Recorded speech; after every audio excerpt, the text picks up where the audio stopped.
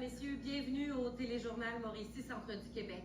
Le climat à l'hôtel de ville de Trois-Rivières retient l'attention ce soir encore. Et cette fois, c'est le conseiller municipal, Luc Tremblay, qui a écrit à la ministre des Affaires municipales et lui demande d'intervenir parce que selon lui, la démocratie est bafouée à Trois-Rivières et ça prend un regard extérieur pour sortir de la crise. Jonathan Roberge.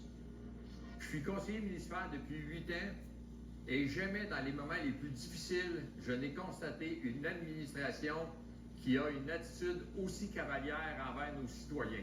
Luc Tremblay a personnellement écrit à la ministre des Affaires municipales, André Laforêt. Il souhaite pouvoir la rencontrer, puis espère qu'elle et son équipe pourront accompagner les élus de Trois-Rivières plongés dans de perpétuels conflits. Elle doit intervenir pour améliorer la situation à Trois-Rivières, parce qu'on le voit depuis plusieurs mois, ça empire. Il n'y a pas de démocratie, il n'y a pas d'acceptabilité sociale dans le dossier du 40-55. Il y a toutes sortes de choses tout croches qui se sont faites dans ce dossier-là. Tous les élus ont été invités à ce point de presse, mais seul Pascal Albert Lahaye, Richard W. Daubert et Pierre-Luc Fortin étaient présents. Il y a vraiment une dérive démocratique. On a vu les mesures démesurées à l'hôtel de ville, les tentatives de muselage, les vices de procédure au niveau du débat, ce dossier du 40-55. Il y a vraiment quelque chose de préoccupant et d'inquiétant. Il faut réagir. Puis oui, ça prend quelqu'un de l'extérieur. Il arrive un certain moment où on se sent aussi un petit peu impuissant, peut-être comme conseiller indépendant. On cherche à trouver des alternatives, des chemins, disons, constructifs pour faire améliorer les choses. C'est toxique. C'est un environnement qui est vraiment difficile à travailler. Moi, personnellement, je sens que, encore il faut peser nos mots, c'est pas M. Lamarche qui mène la ville. Joanne Hamel, qui a récemment reçu une correspondance des avocats de la ville l'invitant à cesser de s'exprimer publiquement contre les fonctionnaires, applaudit la démarche. François Bellil n'en revient toujours pas, lui qui n'a jamais été témoin auparavant d'une telle stratégie de la ville. Il appuie donc la proposition de Luc Tremblay. Il faut faire quelque chose, ça nous prend une porte de sortie. Le conseiller du district de la Vérandrie, Danny Carpentier, n'a rien contre une potentielle intervention de la ministre afin de sortir d'une impasse. Mais il prévient que tous devront être de bonne foi. Les 15 élus ont un devoir d'humilité, c'est-à-dire s'excuser pour dire je t'ai peut-être causé du tort, chose qu'on n'a pas vu beaucoup là, dans les derniers mois, cette humilité-là. Dans une démarche qui s'apparente à de la médiation, il faut qu'on sente que chaque parti veut contribuer. Donc, je suis pas contre. Il y a quand même une manière, et je souhaiterais avoir l'assurance que tout le monde veut bien y mettre du sien. Le maire de Trois-Rivières, Jean Lamarche, a décliné notre demande d'entrevue.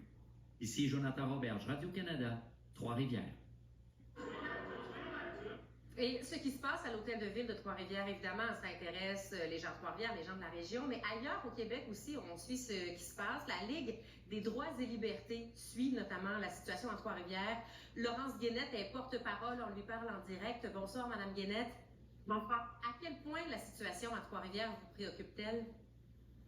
Bien, écoutez, la Ligue des droits et libertés, ça fait 60 ans maintenant qu'on travaille à la défense, la promotion des droits humains, particulièrement la liberté d'expression, mais dans sa dimension collective, qui est tellement nécessaire pour pouvoir avoir des débats démocratiques, publics.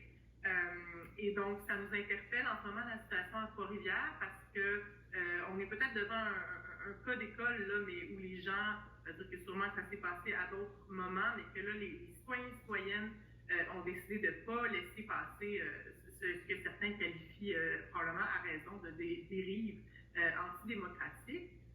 Et donc, nous, ça nous intéresse parce qu'on voit ici qu'il y a vraiment des menaces à l'exercice de la liberté d'expression des citoyens et citoyennes, mais aussi dans un enjeu qui touche directement à notre droit à un environnement sain.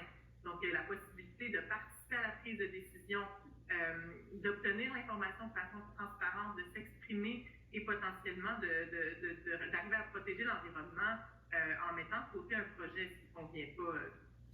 L'avis qui a été envoyé à la citoyenne, c'était concernant des commentaires qui ont été faits sur Internet au sujet d'un fonctionnaire qui questionnait sa compétence. Pour vous, est-ce que c'est le genre de propos que les citoyens ont le droit de tenir ou au contraire, est-ce que ça dépasse une ligne? Écoutez, je pense que de prime abord, là, je serais plutôt favorable un peu à l'opinion que Maître Julius Gray a émise, à savoir que c'était vraiment pas des propos qui étaient ni diffamatoires, ni violents. C'était vraiment des propos propos assez banal dans le cadre d'un débat politique.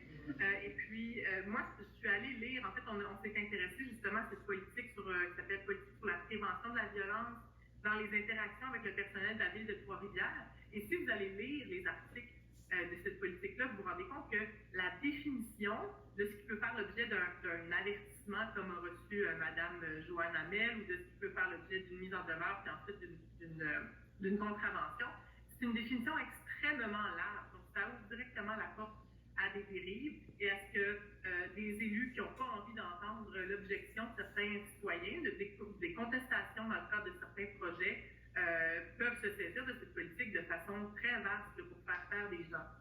Pensez-vous que c'est une politique qui pourrait être contestée devant les tribunaux? Est-ce que c'est une suite logique selon vous? Écoutez, je ne connais pas du tout l'intention des groupes et des citoyennes qui sont mobilisés à Trois-Rivières, mais en lisant la politique, c'est certain qu'elle crée une certaine surprise. Quand on la lit, c'est la façon de nommer ce qui peut être considéré comme un propos qui dépasse les bornes, là, c'est large, il n'y a comme pas de limite. Ça pourrait vraiment être tout n'importe quoi qui semble inacceptable aux personnes élues, et puis qu'à ce moment-là, on peut se permettre d'aller comme ça imposer des mises en demeure aux gens. Moi, j'aimerais en profiter pour remercier en fait les citoyens et citoyennes de Trois-Rivières qui ont décidé de ne pas laisser se passer cette dérive antidémocratique sans réagir, donc sans broncher, et en réagissant tel qu'il se doit. Parce que depuis juin et même avant ça, je pense qu'il y a des accros dans ce processus-là autour du projet du carrefour industriel. Mais plus récemment, depuis juin, plusieurs réactions disproportionnées face à des citoyens et citoyennes qui ne faisaient simplement qu'exprimer une contestation à un projet et qui sont vraiment dans leur droit de le faire dans le cadre d'un débat démocratique. En tout cas, je pense qu'on va continuer à parler de ce dossier-là parce que visiblement, il n'y a rien de réglé et aujourd'hui, la ministre des Affaires municipales a référé les élus qui demandaient une intervention à la Commission municipale du Québec. Alors visiblement, il n'y a rien de réglé. Madame Guénette, merci beaucoup d'avoir été avec nous ce soir pour en parler. Merci beaucoup. Merci à vous.